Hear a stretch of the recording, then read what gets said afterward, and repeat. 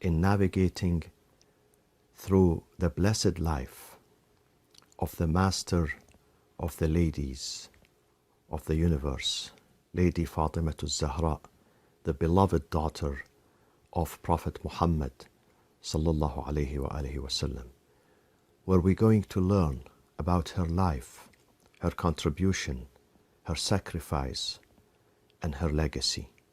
So please, let's meet every night throughout the holy month of Ramadan and learn from the beautiful life of Lady Fatima alayhi salam.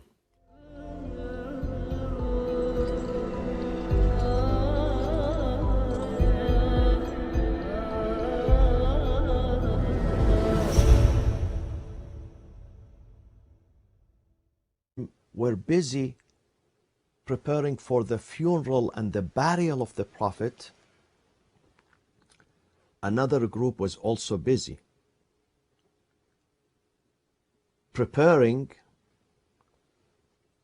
to receive the power, to grab the power, or to hijack the power. Some people who were power thirsty, they had power ambition. They wanted to rule the society. They wanted to be the leaders in that society.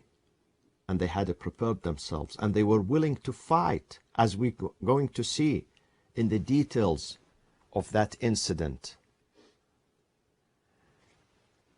And I mentioned that in my book, When Power and Piety Collide. I mentioned the details of what happened after the death of the Prophet. Most of the footnotes in this book are from Sunni sources. Two things happened after the death of the Prophet. One, when Umar ibn al-Khattab came and he started yelling, screaming, and threatening the people who believed that the Prophet is dead. It was a theatrical show. He knew the Prophet is dead, but he wanted to buy some time because Abu Bakr was outside Medina.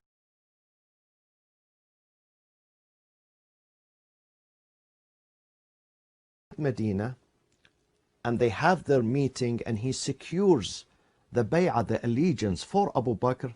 Then they would announce the death of the Prophet.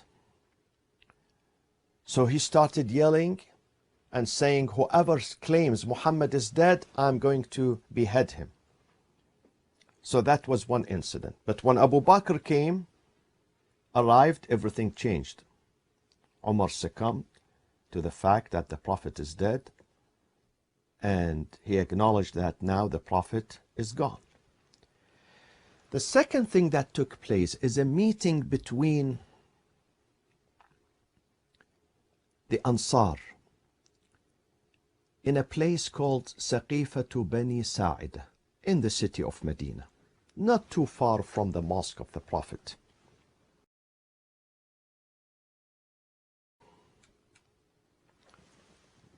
You know that Ansar had two tribes, the Aus and the Khazraj. Sa'ad ibn Ibadah was from the Khazraj side of the Ansar. And there was rivalry between them. Before the arrival of the Prophet, there were fightings between them. And the Prophet came and put an end to this rivalry. And he made peace between the Aus and Khazraj. But this peace was, my friends, was fragile. Some people changed because of this peace. Some people had good intention. Some people could not let go of their old feelings and old memories. So Ansar knew that the leader has to be Imam Ali because they already paid allegiance to him. And this is what they said exactly when Abu Bakr started asking the bay'ah for him. They said, La nubayi'u illa aliyan. We already paid our allegiance to Ali. We already know the leader is Ali. Then why they gathered after the death of the Prophet? Why they had their own convention? They had their own convention, my friends, because they realized for some time, it could be weeks, it could be months, it could be even years, that there is a plot going on against Imam Ali and Bani Hashim. Once the Prophet is dead, things are going to change. There will be a coup d'etat. And because they felt that someone else is going to take the power away, they decided, then why not we gather and be united and choose someone from us? Because we are the one who helped the Prophet. We are the one who sacrificed. We are the one who were always with the Prophet in the battlefields. We are the one who gave our wealth, our lives, our properties to the Prophet. Why should someone else grab power? This is why they gathered there. They said, now that Ali is not going to be the leader, power is going to be hijacked from him, we're going to interfere. We are not going to sit silent. We're going to take things in our hand.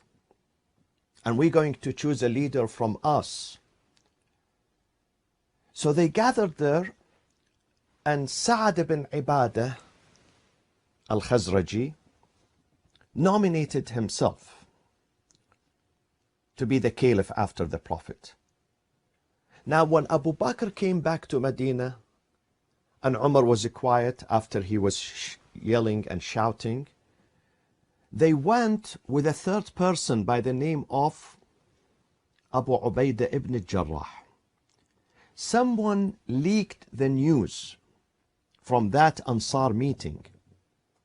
Someone leaked the news, and most likely that person was Bashir ibn Sa'ad al-Khazraji, who is the cousin of Sa'ad ibn Ibadah. Remember, Sa'ad ibn Ibadah is from Khazraj. He was nominated for the leadership. His cousin Bashir ibn Sa'ad, from the same tribe of Al-Khazraj, but he was jealous of his cousin Sa'ad ibn Ibadah. So he leaked the news of that secret meeting. The meeting was supposed to be secret. He leaked the news to Abu Bakr and Umar and Abu Ubaidah ibn al-Jarrah. So they rushed to that meeting, though they are from Muhajirin, not Ansar, and they were not supposed to be there. But they rushed into that meeting, and when they saw Sa'ad ibn Ibadah speaking about the Ansar and their contribution and their sacrifice, and they should be the people who succeed the Prophet, Abu Bakr gave a speech, a counter speech. He rebutted the Ansar. He started saying in Al-Aqd al-Farid Libni Abdi Rabbuh al-Andalusi, he started bragging about the Ansar, that we were the first people who accepted Islam. We stood with Muhammad from day one. We are the closest one to him. He is from our tribe. He is from Quraysh. He is from Mecca. He is from our neighborhood. And we gave, we struggled, we left our homes, we came with the Prophet, we are his companions, and so on and so forth. So you could see now the conflict is boiling.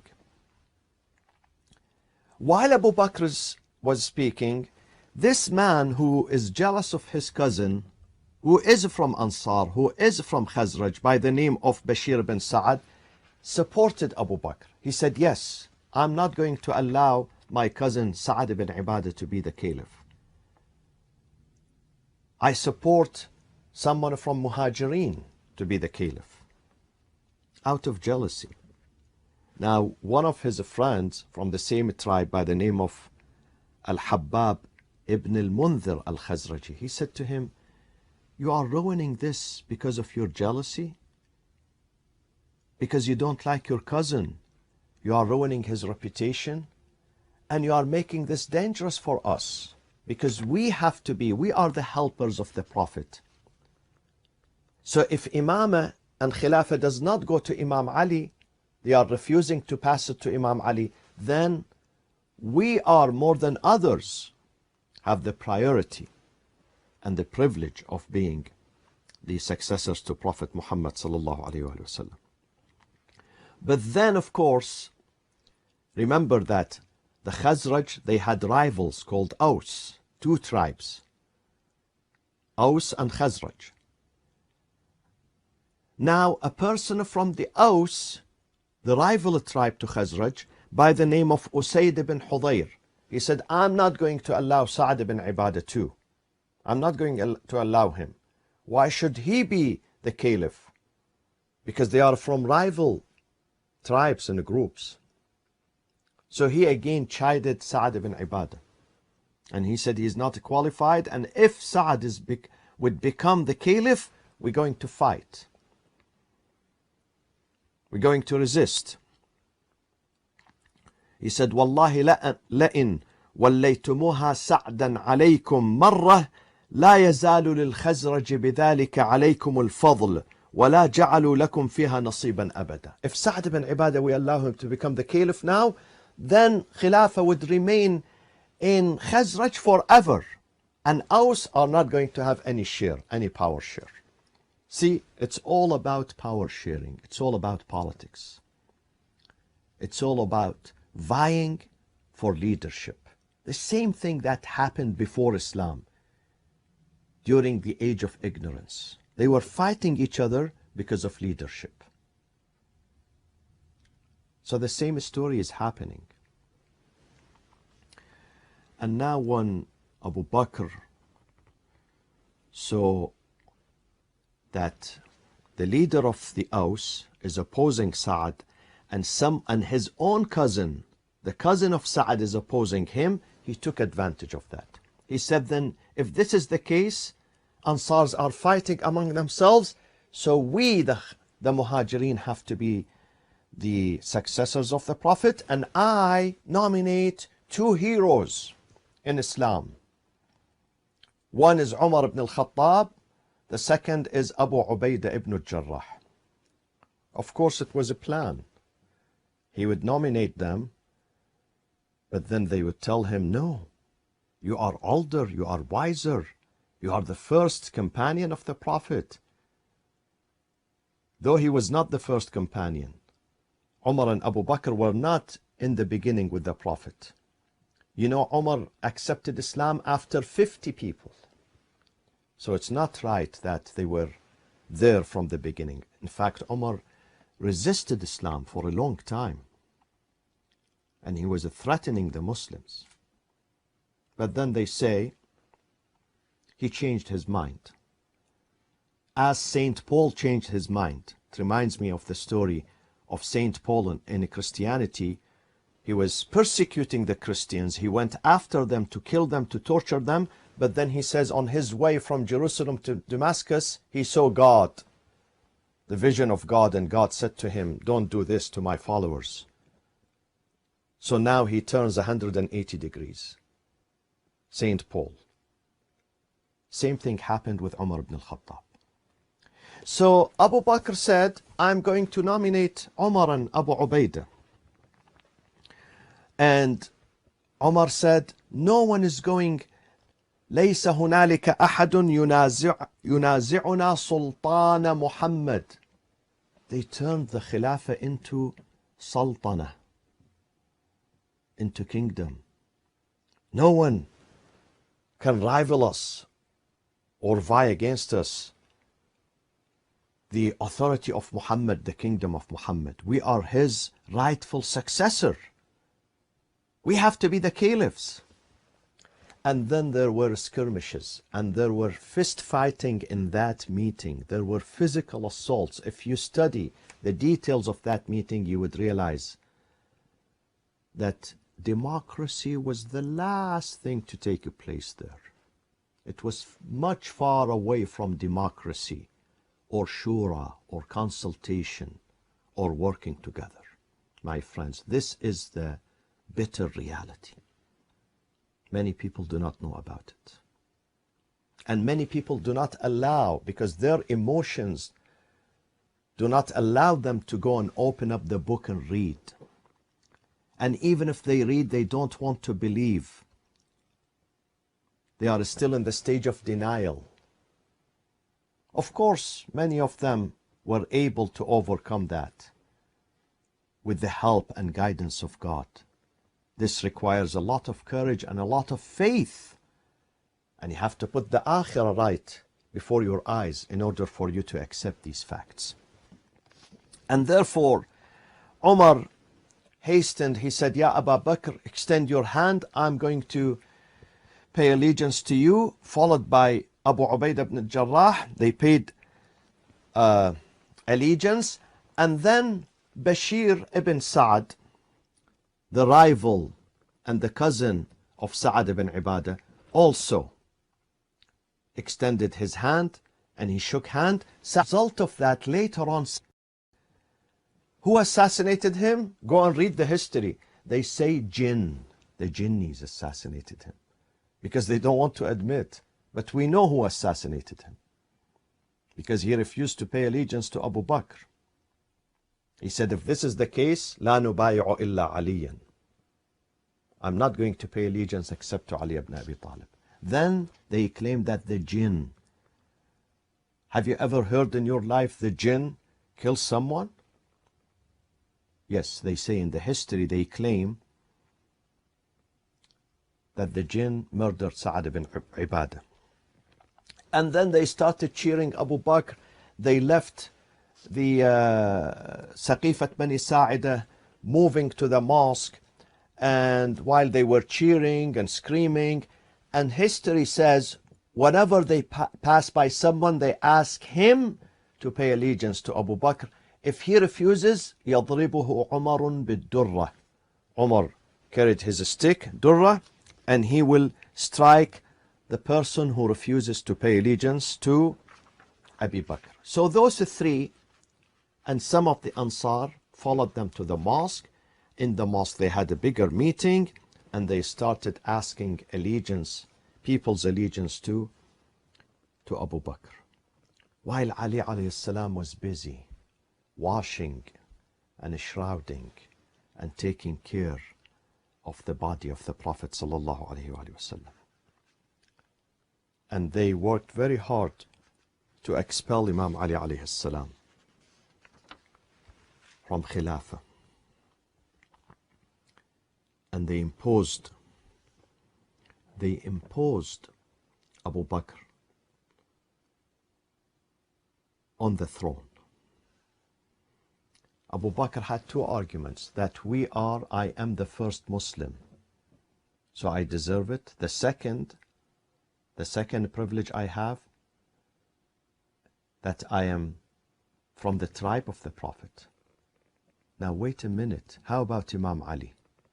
All historians say the very first person who accepted Islam after Prophet Muhammad himself was Ali ibn Abi Talib. So he was the very first. Number two, are you closer to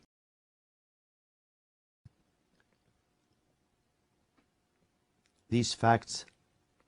Have to be published and we have to say them. And I don't think this has to do with Islamic unity, because this is history. This is Islamic Sharia.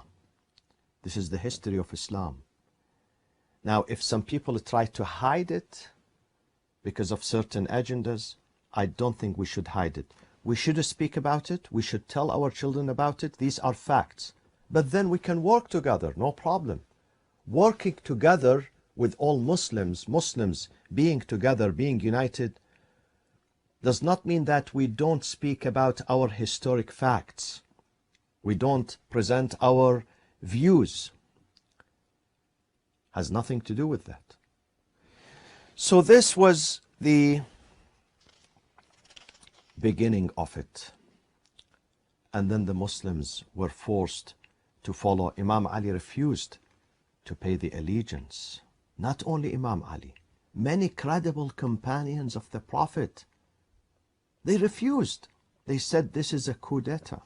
This is disobedience to God, to the Apostle of God. And Fatima alayhi salam was watching all these events. The family of the Prophet are mourning his departure. The other party were celebrating their leadership, their Khilafah. Look at the difference between the two groups. Assalamu alaikum wa rahmatullahi wa barakatuh.